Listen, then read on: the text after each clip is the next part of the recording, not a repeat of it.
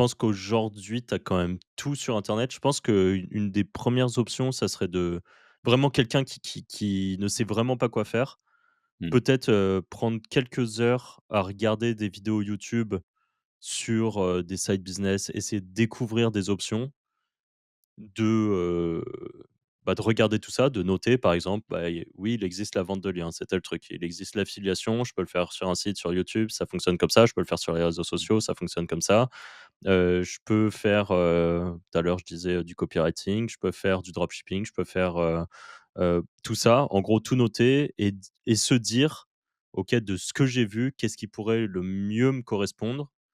Et je pense par contre que là, si la personne a choisi quelque chose, je pense que l'idéal, ça serait de commit dessus, donc vraiment, se dire pas se dire: «OK, j'essaye ça, ah puis demain, en fait, je vais essayer ça et le surlendemain, je vais essayer autre chose». Non, le but, ça serait de se dire, par exemple: «J'ai sélectionné, l'affiliation sur YouTube, et ben, je vais faire, 20 vidéos, sur, le mois et je verrai à la fin un petit peu, comment ça réagit, quoi. Est-ce que toutes mes Ouais, ouais. vidéos sont à 0 vue Enfin, ou est-ce vas-y, qu'il se bien passe des sûr. choses?»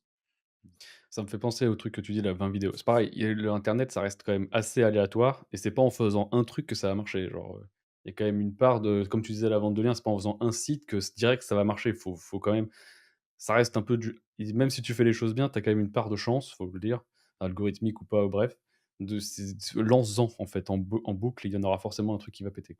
Mmh. Ouais. Alors, oui, complètement d'accord avec ça, mais sur la partie vente de liens ou sur, quelque chose d'un peu black hat. Je suis moins d'accord avec ça si par exemple le focus c'est l'affiliation et typiquement, si demain vous décidez, de faire une chaîne YouTube, qui fait de l'affiliation pour des manettes de Xbox, idée de merde, mais pourquoi pas, ne faites pas 27 chaînes. Faites-en une, Oui, faites un ça oui, ouais. site. Voilà. Mais fais 27 vidéos. Mais oui, mais fais du volume de vidéos. Mais par contre, je voilà, mais en vente de liens, en effet, Mmh. ou sur certaines méthodes, SEO, il vaut mieux multiplier les trucs. Mais c'est à la fois, c'est complètement vrai, de manière très situationnelle, mais c'est aussi, heu, c'est aussi très dangereux. Parce qu'encore une fois, je pense Mmh. que l'autre énorme risque aujourd'hui, c'est les gens qui justement, partent du principe que, on lance des graines un peu partout et ça pousse, quoi.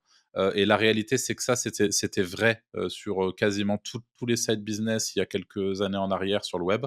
C'est qu'en effet, tu pouvais te permettre de faire pas mal de choses en même temps et que, tu lançais tes graines, ça poussait. Aujourd'hui, algorithmiquement, l les algorithmes en général sont chiant dans la mesure où ils vont vous demander de la régularité, ils vont vous demander de faire les choses bien, ils vont analyser beaucoup de facteurs utilisateurs et pour tous ceux qui sont un peu plus expérimentés parmi vous et qui font par exemple de la vente de liens, de l'édition de sites un peu large avec pas mal de sites, vous le savez, je pense que vous en avez, pris conscience. Par exemple, le fait d'avoir un article qui arrive sur votre site, que ça soit écrit par un rédacteur, par vous ou par l'IA et que automatiquement vous preniez de cet article un espèce de truc où vous faites une automatisation qui va publier sur Facebook et sur Twitter et sur machin, un espèce de post du coup réseaux sociaux en rapport avec l'article, ça pue la merde, ça ne sert à rien et là, les algorithmes aujourd'hui, sont largement capables d'identifier que votre vieux post, automatique des réseaux sociaux, il est nul à chier et que tout le monde s'en fout en fait. Et ça typiquement si vous le savez pas, c'est compliqué quoi.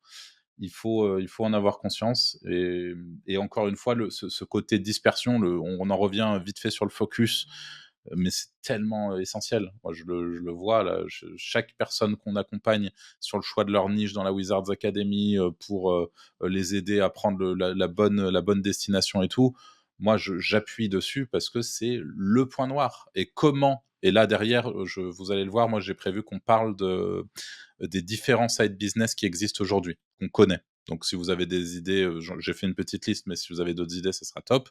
Et l'idée, ça sera de donner notre point de vue sur chacun de ces side business, au moins dans les grandes lignes. Et la réalité, on l'a pas encore dit, mais c'est que il y a une tonne d'opportunités et que chacun des side business qu'on va citer, ça peut être vraiment une option pour vous, pour quitter potentiellement votre job actuel d'ici 6 mois et ne faire plus que ça et gagner peut-être 5, 6, voire 10 fois plus que ce que vous gagnez dans votre job actuel. Chacune des opportunités. Ce qui n'est pas une bonne nouvelle en réalité. C'est parce que du coup, vous avez une multitude d'opportunités et ça veut dire que vous devez être en capacité de mettre des œillères et de ne pas être sensible à ce qu'on appelle le syndrome de l'objet brillant. C'est-à-dire que si vous décidez de faire quelque chose et que 2 semaines après, vous voyez une vidéo qui est ultra bien marketée avec un mec qui vous dit: «Ouais, mais ça, c'est de la bombe et ça marche et regardez comme c'est bien» et qui vous explique le véhicule qui va avec, eh ben oui, c'est ultra séduisant et oui, il y a de fortes chances que ça marche si vous faites les choses bien et que vous suivez son truc. Mais le vrai problème aujourd'hui en 2025, bientôt 2026, c'est que ce truc-là, c'est le danger principal et que si vous partez de tous les côtés et moi je le vois, j'ai un de mes, je vais pas le balancer parce que je lui ai dit hier, mais au fond, hier j'ai mangé avec Nico qui me disait, donc Nicolas Rocher qui fait du Amazon KDP, qui me dit: «Ah bah tiens, ton associé sur tel truc, il a pris ma formation au KDP». Je fais: «Mais putain, c'est pas possible». Enfin, tu vois, les gens sont incapables de se focus sur un truc. Alors que je le sais, ce gars-là, en l'occurrence, tu vois, il a son focus sur quelque chose de rentable. Je veux dire, il aurait beaucoup plus de résultats à aller plus loin dans sa démarche et à voir comment améliorer l'existant, que d'aller en permanence chercher à planter d'autres graines. Et ça, c'est le truc qui fait mal à beaucoup, beaucoup, beaucoup de gens qui cherchent à construire un side business. C'est qu'il y a trop d'opportunités et que c'est compliqué. Et encore une fois, hein, je vous jette pas la pierre Tout le parce monde que cherche le raccourci surtout, c'est tout le surtout monde ça, cherche quoi. le raccourci. Pour moi, Mais, là, c'est même mais différent. Pour moi, là, c'est le FOMO. C'est le FOMO de se dire: «Ah, il y a quelqu'un d'autre qui fait un truc qui, je pense, rapporte plus». En fait, il y a toujours quelque chose qui rapportera plus. Il y a toujours un mec qui est plus riche que toi, de toute façon, donc Ouais, et en plus de ça, c'est toujours pareil, c'est qu'il faut voir derrière. Oui, à l'instant T, il gagne plus que toi, mais qu'est-ce qu'il a mis en avant? Enfin, qu'est-ce qu'il a fait avant et tout? Enfin, voilà. ouais, c'est clair.